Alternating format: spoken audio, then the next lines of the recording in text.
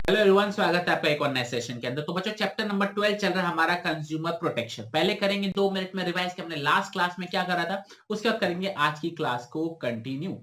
तो बच्चों, last class के अंदर हमने पढ़ा था सबसे पहले इंट्रोडक्शन, और इंट्रोडक्शन के अंदर हमने क्या पढ़ा था कि जो मैन्युफैक्चरर्स होते हैं, सप्लायर्स होते हैं, सेलर्स होते हैं या सर्विस प्रोवाइडर होते हैं, अपने टारगेट को अचीव करने के लिए, अपने प्रॉफिट को इंक्रीज करने के लिए, अपने मार्केट शेयर को इंक्रीज करने के लिए वो गलत एक्टिविटीज में इन्वॉल्व हो जाते हैं। जैसे कि वो बेईमानी करते हैं, वो मिलावट करते हैं, वो बेकार क्वालिटी के प्रोडक्ट्स हमको बेचते हैं, ब्लैक मार्केटिंग करते हैं, होर्डिंग करते हैं, और इस वजह से हमारे ऊपर गलत असर पड़ता है।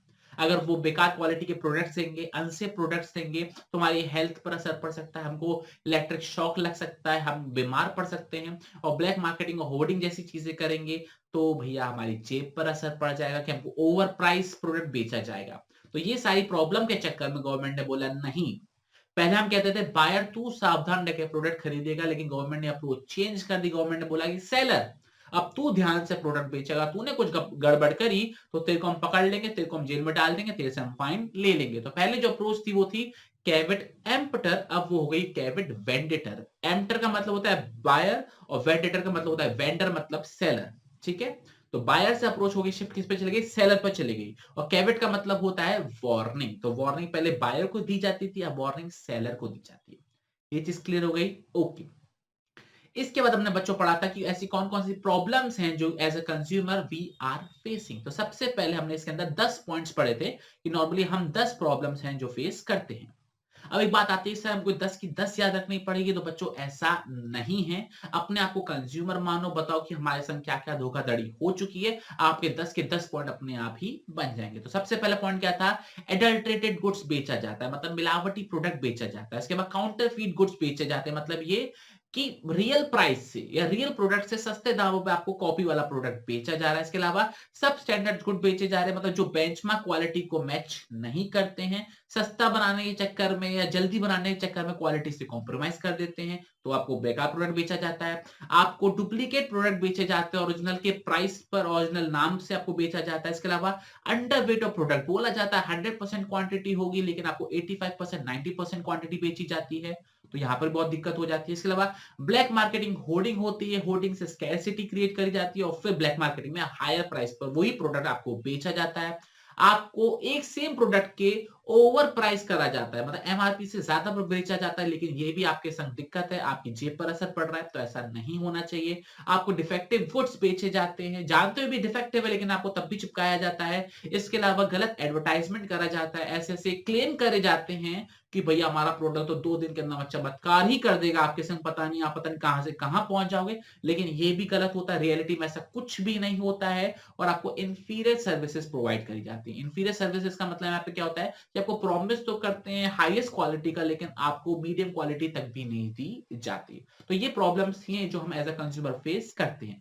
फिर वही बात हमने इसको पढ़ा कि जरूरत क्यों है, नीड क्या है कंज्यूमर को प्रोटेक्ट करने की। तो वही बात इन्होंने नीचे दे रखी है 5-6 पॉइंट्स के अंदर, कि सबसे पहला आपकी फिजिकल सेफ्टी के लिए जरूरी है, आप बीमार ना पड़ो, आपको हेल्थ में कोई प्रॉब्लम ना हो, आपको सारी इंफॉर्मेशन दी जाए अबाउट द प्रोडक्ट कि उसके क्या फीचर्स हैं, क्या क्वालिटी है, क्या नुकसान हो सकते हैं। इसके अलावा आपके बिजनेस के ग्रोथ के लिए, सर्वाइवल के लिए इंपॉर्टेंट है, सोशल जस्टिस के लिए इंपॉर्टेंट है, कंज्यूमर को सेटिस्फाई करना आपका परम धर्म होना चाहिए। और सबसे इंपॉर्टेंट, ये हमारी एज अ बिजनेस रिस्पॉन्सिबिलिटी है, सोशल रिस्पॉन्सिबिलिटी है कि हम आपको फेयर प्राइसेस पर, रीजनेबल प्राइसेस पर अच्छी क्वालिटी और अच्छी क्वांटिटी के प्रोडक्ट आपको दे। तो बच्चों, ये था हमारा लास्ट क्लास का रिवीजन। हम चलते हैं हम आज की क्लास की और आज हम पढ़ने वाले हैं importance of consumer protection. Consumer protect करना जरूरी क्यों है? नीड तो हमने पढ़ लिया था, अब उसकी इंपॉर्टेंस भी पढ़ लें, उससे हमको फायदा क्या होने वाला है, कंज्यूमर को प्रोटेक्ट करने से फायदा क्या होने वाला है। तो ये फायदा हम 2 तरीके से पढ़ने वाले हैं। पहला, हम कंज्यूमर के पॉइंट ऑफ व्यू से पढ़ेंगे कि एज अ कंज्यूमर हमको प्रोटेक्शन क्यों मिलनी चाहिए। फिर हम पढ़ेंगे बिजनेस के पॉइंट ऑफ व्यू से कि एज अ बिजनेस हमको अपने कंज्यूमर को प्रोटेक्ट करने की जरूरत क्यों है, उससे हमको फायदा क्या मिलने वाला है। क्या ये चीज क्लियर हो गया? ओके। तो पढ़ते हैं, सबसे पहले हम पढ़ते हैं कंज्यूमर के पॉइंट ऑफ व्यू से कि भैया हम अपने आप को प्रोटेक्ट क्यों करवाएं, उससे हमारा फायदा क्या है। तो सबसे पहला है कंज्यूमर इग्नोरेंस। कंज्यूमर इग्नोरेंस सबसे इंपॉर्टेंट पॉइंट है। Important point in the sense कि हमको पता ही नहीं है कि हमारे क्या राइट्स हैं और क्या क्या हमको रिलीफ मिल सकता है कि हमको हमारे संग अगर धोखाधड़ी हो जाए तो। पहला, हमारे पास क्या राइट्स है, हम क्या क्या चीजें खुद से कर सकते हैं, और दूसरी चीज हमको पता ही नहीं है कि अगर हमारे संग धोखाधड़ी हो जाए तो हम कैसे अपने आप को रिलीफ दिलवाएं, कैसे हम अपने आप की मदद करवाएं, कैसे हम किसी की मदद लें, तो ये चीज हमको पता ही नहीं है। तो कंज्यूमर इग्नोर्ड है, उसको पता ही नहीं है, वो अपने मोबाइल में इतना बिजी है, वो अपनी दुनिया में इतना बिजी है पैसे कमाने के चक्कर में, उसको पता ही नहीं है कि उसके राइट्स क्या हैं, उसके रिलीफ्स क्या हैं। तो ये जरूरी बन जाता है कि हम कंज्यूमर को एजुकेट करें और बताएं कि भैया आप ये चीजें कर सकते हो या ये चीजों से आपकी मदद करी जा सकती है। तो consumer is ignored about their rights and reliefs, so it is necessary to educate them about their rights and their reliefs। क्या ये चीज आपको बच्चों क्लियर हो गई? बहुत सही। दूसरा पॉइंट क्या दे रखा है? Unorganised consumer. इसका मतलब क्या है, जरा ये समझने की कोशिश करते हैं। बच्चों आपने सुना होगा बिजनेस ने हड़ताल कर दी, बैंक एम्प्लॉयज ने हड़ताल कर दी, वकीलों ने हड़ताल कर दी, डॉक्टरों ने हड़ताल कर दी। आपने सुना होगा कहीं ना कहीं न्यूज़पेपर में, कहीं सोशल मीडिया पे देखा होगा कि डॉक्टरों ने हड़ताल कर दी, वकीलों ने हड़ताल कर दी, बिजनेसमैन ने हड़ताल कर दी, बैंक के एम्प्लॉयज ने हड़ताल कर दी। कभी सुना है आपने कंज्यूमरों ने हड़ताल कर दी?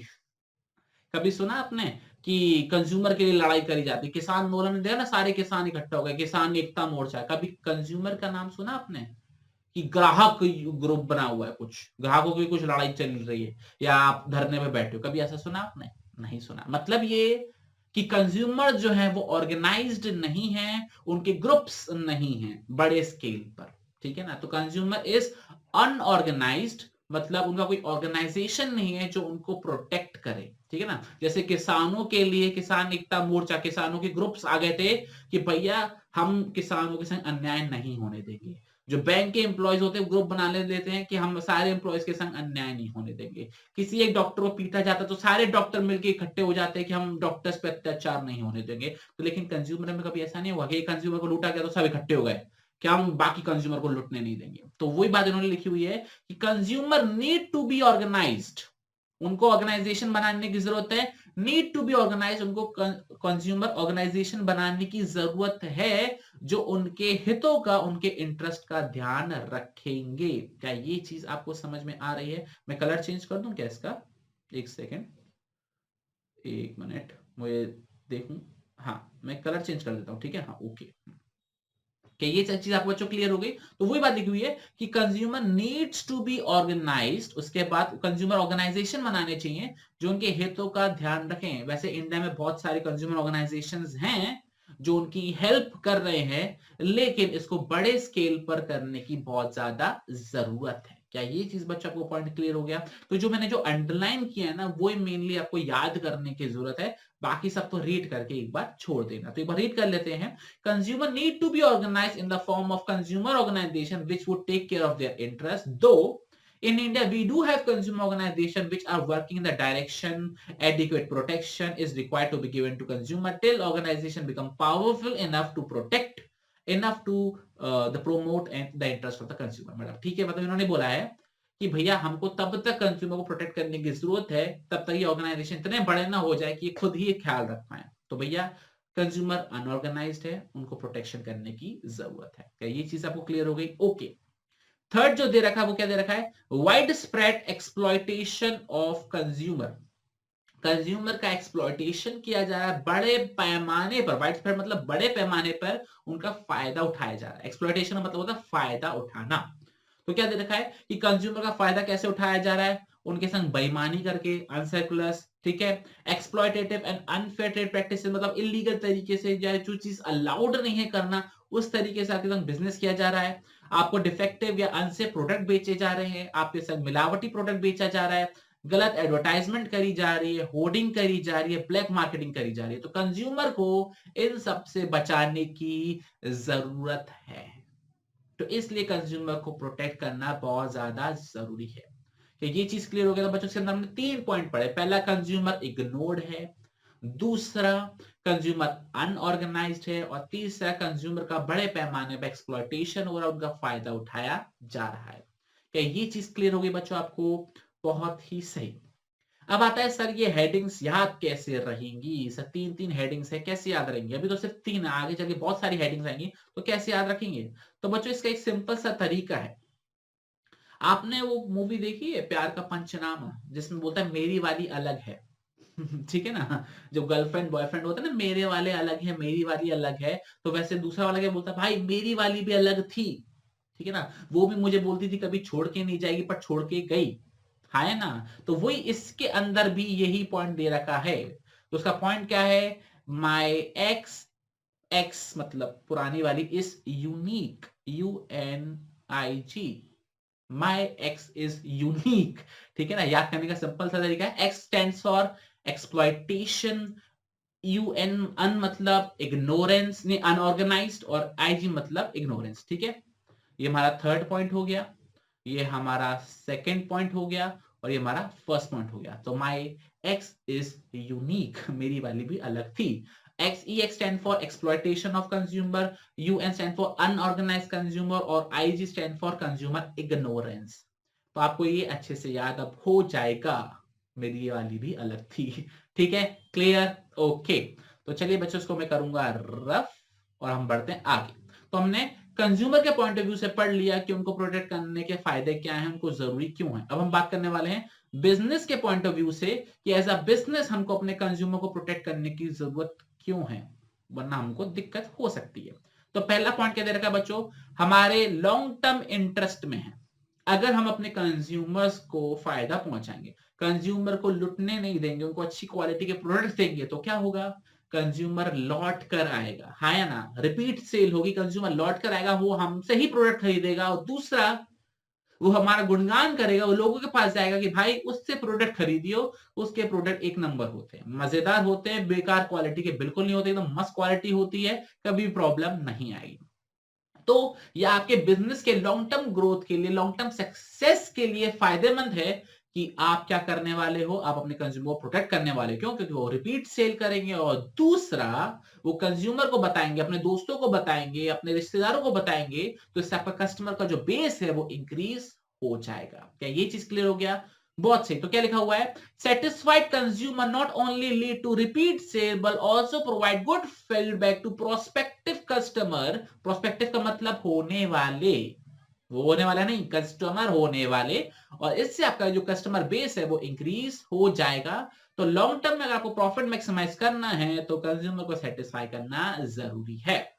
ये चीज क्लियर हो गई, बहुत सही। बच्चों हम बात करने वाले हैं सेकंड पॉइंट के बारे में, वो है बिजनेस यूज सोसाइटी रिसोर्सेस। आपके यहाँ एम्प्लॉयज कहां से आते हैं, सोसाइटी से आते हैं। आपके यहाँ कस्टमर कहां से आते हैं, सोसाइटी से आते हैं। आप रॉ मटेरियल कहां से यूज कर रहे हो, सोसाइटी से यूज कर रहे हो। तो मतलब बिजनेस कैसे चला रहे हो, सोसाइटी की मदद से तो चला रहे हो। हाँ, तो भैया ऐसे में आपकी रिस्पॉन्सिबिलिटी क्या है कि सोसाइटी को वो प्रोडक्ट्स दो या वो सर्विसेज दो जो उनके इंटरेस्ट में हो, उनके फायदे के लिए हो, आपके फायदे के लिए ना हो। तो इट इज योर रिस्पॉन्सिबिलिटी कि आप जब बिजनेस की, सोसाइटी की जो रिसोर्स है वो यूज कर रहे हो, तो आप वो प्रोडक्ट्स बनाओ या वो सर्विसेज बनाओ जो पब्लिक के इंटरेस्ट में हो। ये चीज क्लियर हो गया, क्लियर, ओके। तो वही बात इसके अंदर लिखी हुई है, business organization use resources which belongs to the society. दस हमारी रिस्पॉन्सिबिलिटी बन जाती है कि हम ऐसे सप्लाई करें प्रोडक्ट्स या ऐसी सर्विसेज दें जो कि पब्लिक इंटरेस्ट में हो, और वो उनका जो भरोसा है टूटे ना। क्या लिखा हुआ, and would not empire confidence in them. मतलब उनका जो भरोसा है, इम्पेयर का मतलब होता है टूटना, वो उनका जो भरोसा है वो हमारे ऊपर से ना टूटे। ये चीज क्लियर हो गया। तो पहला पॉइंट क्या था, बिजनेस के लॉन्ग टर्म इंटरेस्ट के लिए कि वो कंज्यूमर प्रोटेक्ट करे, और दूसरा हम क्योंकि business as a business society की रिसोर्सेज यूज करते हैं, तो हमारी जिम्मेदारी है कि हम ऐसे प्रोडक्ट बनाएं, ऐसी सर्विसेज दें जो उनके इंटरेस्ट की हो और उनका भरोसा टूटने ना दे। क्लियर हो गया, ओके। थर्ड क्या बच्चों, सोशल रिस्पॉन्सिबिलिटी, सामाजिक जिम्मेदारी है हमारी, ठीक है, कि हम अपने कंज्यूमर का ध्यान रखें। ठीक है बच्चों, एक वर्ड आता है स्टेक होल्डर। देखो यहाँ पे बच्चों क्या रहेगा word, stakeholder. Stakeholder का मतलब होता है कि ऐसे कौन कौन से लोग हैं जो हमारे अंदर इंटरेस्ट रखते हैं, ठीक है ना, बाकी वाले इंटरेस्ट नहीं। एज अ बिजनेस हमारे अंदर कौन कौन से ऐसे लोग हैं जो इंटरेस्ट रखते हैं, तो as a business government interest सकता है कि उसको टैक्स मिलेगा, बैंक्स इंटरेस्ट सकते हैं क्योंकि वो हमको लोन दे पाएगी तो हमसे ब्याज कमा पाएगी, एम्प्लॉयज हमारे ऊपर इंटरेस्ट सकते हैं क्योंकि उनको अच्छी सैलरीज मिलेगी, तो वैसे कंज्यूमर भी हमारे ऊपर इंटरेस्ट रखता है कि उसको अच्छी क्वालिटी के प्रोडक्ट्स मिलेंगे, अच्छे प्राइस पर मिलेंगे। हाँ या ना? बिल्कुल सही। तो बिजनेस ऑर्गेनाइजेशन जो है वो क्या कर रहा है, कस्टमर से पैसा कमा रहा है उसको गुड्स और सर्विसेज बेच के। तो ऐसे में ये हमारी रिस्पॉन्सिबिलिटी है हम उनका ध्यान रखें, हमारी सोशल रिस्पॉन्सिबिलिटी है कि हम उनका ध्यान रखें। क्या ये चीज क्लियर हो गया? बहुत सही। तो एक बार रीड करेंगे। अ बिजनेस है social responsibility towards various interest groups, employees के अगेंस्ट होती है, गवर्नमेंट के अगेंस्ट होती है, शेयर होल्डर्स के अगेंस्ट होती है, कम्युनिटी की तरफ होती है, कंज्यूमर की तरफ होती है। ठीक है। और हम बिजनेस एज ऑर्गेनाइजेशन पैसा कैसे कमाते हैं? By selling goods to consumer या by providing services to consumer. तो कंज्यूमर जो है वो इंपॉर्टेंट स्टेक होल्डर है जो हमारे अंदर ध्यान रखना है, तो भैया हमको उनका ध्यान रखना चाहिए। क्या ये चीज क्लियर हो गया? बहुत बढ़िया। तो ये 3 पॉइंट हमने पढ़ लिए। पहला long term interest of a business, दूसरा हमने पढ़ लिया बिजनेस यूज सोसाइटी रिसोर्सेज, और तीसरा हमने पढ़ लिया सोशल रिस्पॉन्सिबिलिटी ऑफ बिजनेस। क्या ये चीज क्लियर हो गया? बहुत बढ़िया। अब बढ़ते हैं बाकी के बचे हुए 2। तो बाकी का बचा हुआ 2 में से चौथा क्या है? Moral justification. मॉरल जस्टिफिकेशन का मतलब क्या है? ये आपकी मॉरल ड्यूटी है, ये आपकी मॉरल ड्यूटी है कि आप कुछ गलत काम ना करें, या आपकी मॉरल ड्यूटी है कि आप उनको लूटे ना, या आपकी मॉरल ड्यूटी है कि आप कुछ मिलावट ना करें। क्या ये चीज क्लियर हो गया?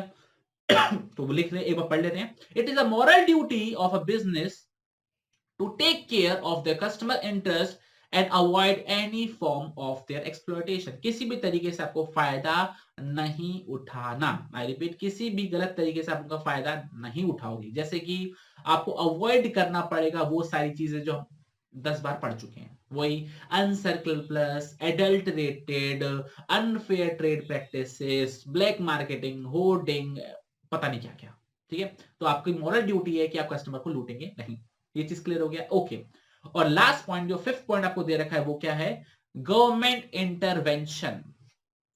कि देखो अगर आप कांड करोगे, अगर आप कस्टमर को लूटोगे, तो भैया गवर्नमेंट जो है वो बीच में आ जाएगी, और गवर्नमेंट बीच में आ गई तो आपका बिजनेस ठप हो जाएगा, बिजनेस बंद हो जाएगा, आप जेल के पीछे चले हो जाओगे, फाइन और लग जाएगा, और भैया इज्जत तो गई गई। ये चीज समझ में आ रही है? तो भैया अगर आप किसी भी तरीके की एक्सप्लॉयटेटिव एक्टिविटी में पार्टिसिपेट करते हो, तो आप बुलावा दे रहे हो, गवर्नमेंट को खुद बुला रहे हो कि आप आओ और हमारे खिलाफ क्या लो, एक्शन लो। तो गवर्नमेंट ने अगर गलती से भी एक्शन ले लिया तो आपकी जो इमेज है वो तार तार हो जाएगी, उसके चिथड़े उड़ जाएंगे, और पता नहीं आप कहाँ के कहाँ चले जाओगे। ठीक है ना? जो कल को करोड़ों रुपए कमा रहे थे वो आज फूटी कौड़ी भी नहीं कमा पाएंगे और रोड पर आ जाओगे। तो भैया गवर्नमेंट को बुलावा मत देना, कोई भी गलत काम मत करना। तो वही बात भी इसके अंदर लिखी हुई है। It is advisable that business organization voluntarily resort to practice where the customer needs and interest will well be taken care of। मतलब हम आपको स्वेच्छा से बताने की कोशिश करें कि आप खुद से कुछ गलत काम ना करो, कस्टमर के इंटरेस्ट को, कस्टमर्स की नीड्स को सेटिस्फाई करो, आपका बिजनेस चलता दौड़ता और उभरता चला जाएगा। क्या ये चीज आपको क्लियर हो गई? बहुत सही। तो बच्चों अभी तक इसके अंदर हमने 5 इंपॉर्टेंस पढ़ी from business point of view से। सबसे पहले हमने क्या पढ़ा? बिजनेस के लॉन्ग टर्म इंटरेस्ट के लिए। दूसरा, आप बिजनेस की सोसाइटी, जो बिजनेस जो है सोसाइटी की रिसोर्सेज यूज कर रहा है, तो भैया आपको उनको अच्छे प्रोडक्ट्स देने चाहिए। तीसरा, आपकी सोशल रिस्पॉन्सिबिलिटी है क्योंकि कंज्यूमर जो है वो एक स्टेक होल्डर का पार्ट है, तो आपको उनको ध्यान रखना चाहिए। या आपकी मॉरल रिस्पॉन्सिबिलिटी है कि आप कोई गलत काम ना उठाए, कोई एक्सप्लॉइटेटिव ना करे। और तीसरा, गवर्नमेंट को आप इनवाइट ना करें। क्या ये चीज क्लियर हो गया? तो ये 5 पॉइंट हमने इसके अंदर पढ़ लिए। अब बात आती है सर इसको कैसे याद करना है, तो इसका भी क्या कोई शॉर्टकट है? तो बच्चों मैंने कोशिश तो करी है इसका शॉर्टकट बनाने की।